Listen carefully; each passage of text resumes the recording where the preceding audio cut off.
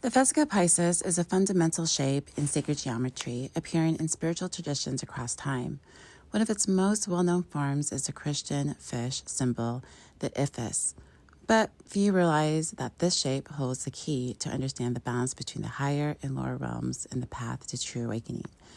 The Vesica Piscis is formed when two circles overlap, creating an almond-shaped center. And this shape represents the meaning of two worlds. The upper circle represents the higher realm, pure consciousness, divine wisdom, and the internal. The lower circle represents the physical realm, the material world, duality, and the illusion of separation. The center, the Vesica Piscis itself, is the sacred space where these two meet, a bridge between spirit and matter, infinite and finite, the seen and unseen. The Christian fish, the Ichthys, is directly derived from the Vesica Piscis. In early Christianity, it was a secret code among followers of Christ, representing faith and divine protection. But its deeper meaning goes far beyond religious traditions.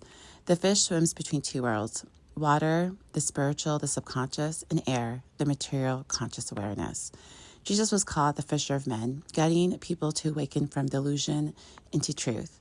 The fish is also linked to Pisces, the age of Christ consciousness, symbolizing the transition between lower and higher awareness. Thus, the Ichthys is not just a religious symbol, it's a reminder of the Vesica Piscis, the path of balance, and the journey of awakening. The lower circle of the Vesica Piscis represents the material world, the matrix. Here, consciousness gets trapped by distortion of creative energy, often called the 7 deadly sins. These are not just a moral failing, but the energetic traps that keep you locked in the lower realms, prevent you from manifesting true spiritual power. Lust, the illusion of external fulfillment. So let's start with the first. Lust is the craving for something outside of yourself, making you chase desires instead of realizing your completeness. The matrix distracts you with endless desires, keeping you focused on form, not spirit. This pulls you out of your center and into the lower world. For a higher alignment, true love and fulfillment comes from within, manifest from inner wholeness, not from lack. The second sin is gluttony, the overconsumption of the matrix. Gluttony is not just about food. It is the overindulgence in anything that numbs: media, distractions, materialism. The matrix wants you to consume because when you are full of external noise, you forget your inner power. For higher alignment, be mindful of what you take in, physically, mentally, and spiritually. Less distractions equals more awareness. The third one is greed, which is delusion of ownership. Greed is the fear-based belief that you must hoard to be safe or powerful. But true abundance flow. The more you try to grasp and control, the more you're bound to the matrix. To get a higher alignment, detach from ownership. True wealth is energetic. What you align with, you attract. Fourth, sloth, resistance to spiritual awakening. Sloth is not laziness. It is avoidance of inner work, the pull of comfort over consciousness. The matrix thrives on keeping people asleep, entertained, and passive. True awakening requires effort and presence.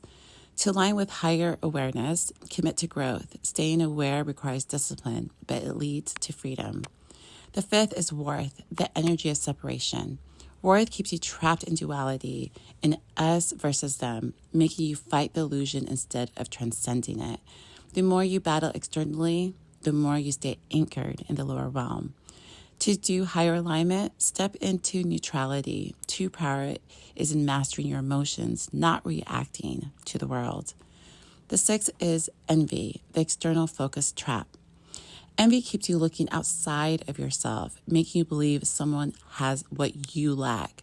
But the truth is, everything you seek is already exists within you. To align higherly, celebrate others, knowing that your path is unique. Focus inward, not outward.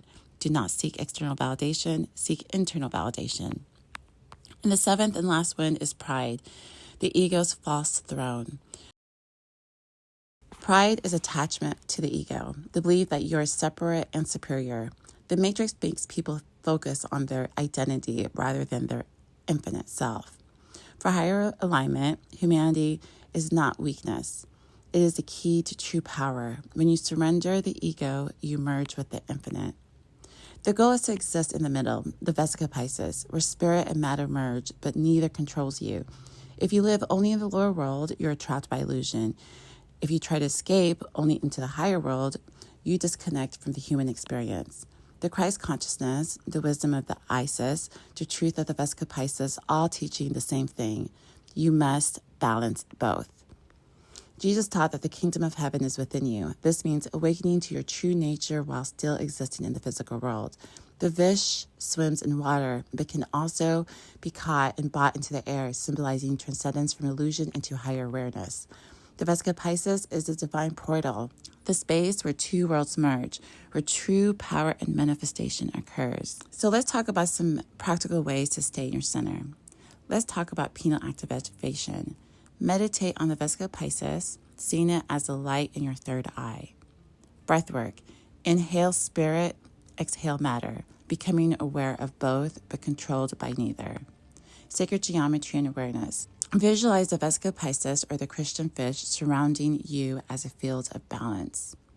Detach from the lower trap. Recognize the 7 sins as distractions. Observe them, but do not identify with them. Manifest from stillness. True creation happens when you are centered, not when you are chastened. The Vesica Piscis is a sacred womb of creation, the space where the divine center form.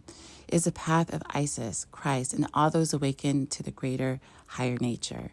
If you resonate with Ichthys, Christ consciousness, or the wisdom of sacred geometry, it means you are here to restore this balance, to awaken within the matrix while remaining sovereign. The Christian fish is more than a symbol. It is a reminder of your true nature. You are not your body. You are not just a body. You are not just a spirit. You are the bridge. You are the creator. You are free. This is Makalesi. Thanks for listening. Peace.